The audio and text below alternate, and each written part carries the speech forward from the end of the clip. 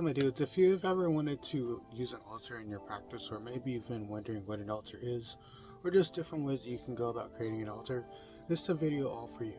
So this is going to be a very basic guide on creating an altar and also using an altar, but you can really create your altar the way that you see fit. So if you don't have something that I'm using, you can substitute it for something that more aligns with you, or if you're practicing a specific practice, you can also add different things that more relate to your practice into this. But this is going to be a very basic guide and a very basic setup for what you can do when you're creating an altar. Also, if you would like to support the channel or just support me in any way, there's links down below to different products that I've talked about, or if you would like to just support me directly, there's different links down below where you can support me directly. The first step in setting up your altar is to choose what type of space you want to use for your altar. Now, this is usually done at a permanent space that you can go back to and do your practice at, but if you are someone like me where you travel or maybe you don't have a lot of space, it's a good idea to create a travel altar or any sort of portable altar. Now, I'm going to create a video all about that and go into detail on different ways that you can go about doing that, but the main thing that you want to focus on is having a space for your altar that you can set up everything. Regardless of how long you're going to be using it or just the intensity of whatever you're going to be doing, setting up an altar is a good way to get into the right headspace whenever you are about to do a practice. Now that you've determined your space that you're going to use for your altar, it's important to learn what type of altar you're going to set up. So like I said before, you can have a portable altar where you just use that as an altar, and then once you're done you just put it away. That's a different type of altar, but the main thing that I'm talking about is what type of altar you're going to be setting up. So if you're going to be setting up a spell altar, that's going to be a lot different from a ritual altar. Or if you're going to be celebrating a certain holiday or certain event, that's going to be different from your regular everyday altar. There's multiple different ways to set up your altar, but the main thing that you need to focus on is what you are going to be using that altar for, and what is the most likely thing that you will be using it for also. So if you're going to be doing a ritual on it and maybe you're working with the moon phase and maybe it's the full moon, setting up your altar with the full moon would be a lot better than just setting it up for like a random fall night or something. Depending on what you're doing will really depend on the type of altar that you're going to be setting up. The next thing I would suggest you do is to create any sort of altar cloth. Now, you can just have a piece of fabric laid down that you use for your practice. There's no shame in that. I would suggest, if you are going to create an altar cloth, that you really focus your intentions on the cloth itself.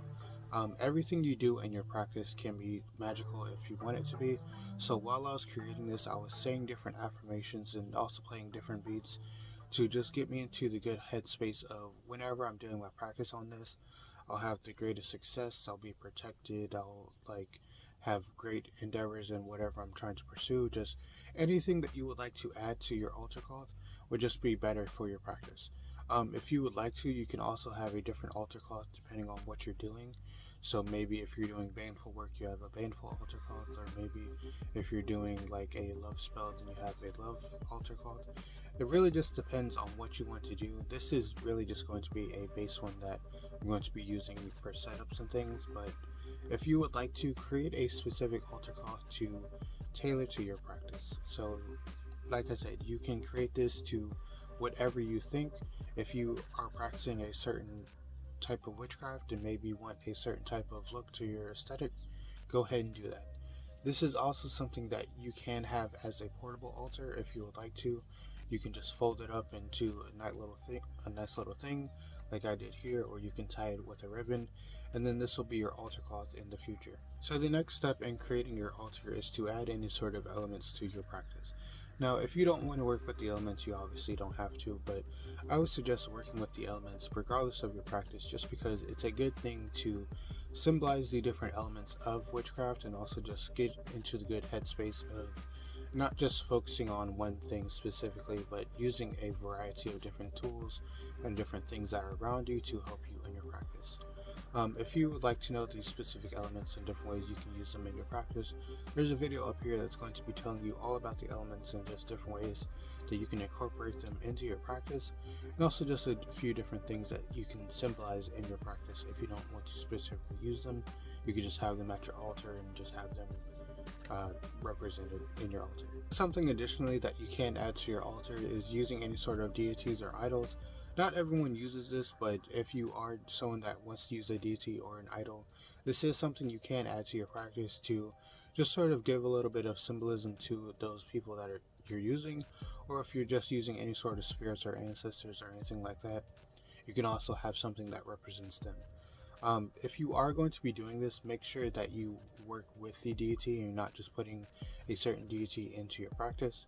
Make sure you work with them, make sure you give them offerings whenever you do work with them, and just make sure that you're in a good standing, just like you would any other relationship or person that you're talking to.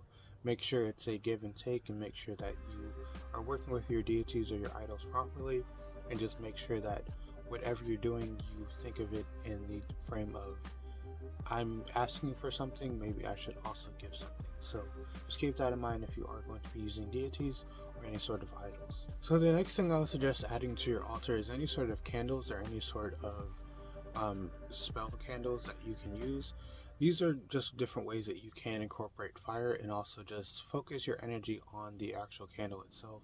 I have loads of different candles, as you can see, but these are mainly for if I want to have a certain color for what I'm working with, or if I want to just have something last longer. So as you can see, these longer candles, they last longer than the tea light candles, and also have these big pillar candles that last even longer than those. Each one will really depend on what I'm doing or what the intention of the practice is. But having a good assortment of candles will not only help you in your practice, but also just help you to focus your energies on something whenever you are doing any sort of spells or rituals. Also, if you would like to know the different color combinations for your practice or just different ways you can incorporate candle magic into your practice, there's videos up here that go into explanation of each individual color and also each individual spell that you can do with each color. And the next thing you can add to your altar is any sort of crystals. Now, you can add multiple different crystals depending on what you're working with, or if you want to have a specific crystal that you work with throughout your practice, you can. All crystals have different properties and different uses for them. Depending on what their properties and uses are, you can tailor that to the specific altar. Just have all your crystals in a grid whenever you are doing your practice. This would just help to just have that ambient effect whenever you are working, or if you would like to work on your crystals specifically, you can also create a grid for that. So those are the main things that I would suggest you add to your altar. Now these are going to be a few extra things that I believe anyone can add to their altar, but they're not necessarily needed in their practice. First thing is any sort of offering dish or bowl.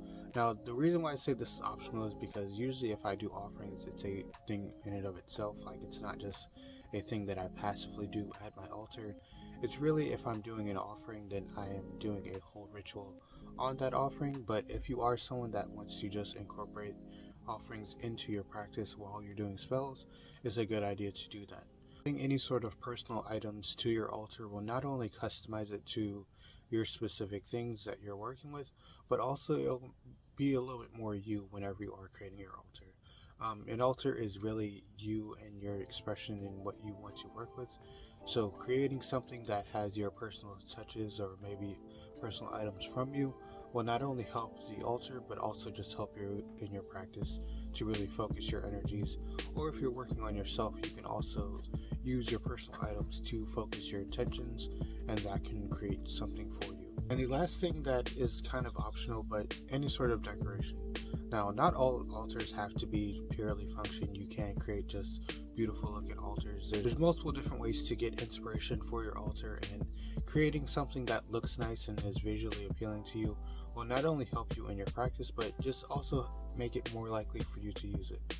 If you have an altar and it maybe doesn't look right, or maybe it doesn't feel right when you're using it, creating something that's custom to you and just custom decorated from you will not only help you to focus your intentions on the actual altar, but also just help to express the energies that you're working with, and also just express your own self whenever you are creating it. There's going to be multiple different videos that I've talked about in this video. All of those will be linked in the description, and if you would like to know anything else that is specific to an altar, or just anything else related to witchcraft, you can leave it in the comments below, and I'll make a video all about that. But this is going to be the very basics of creating an altar. If you would like to, I can create another video that is more in depth on the altar and different aspects of the altar, but this is just like the very basic setup and the very basic just the very basic setup of an altar. But yeah, that's the end of the video. Have a good day, night, life. Enjoy yourself. Be happy.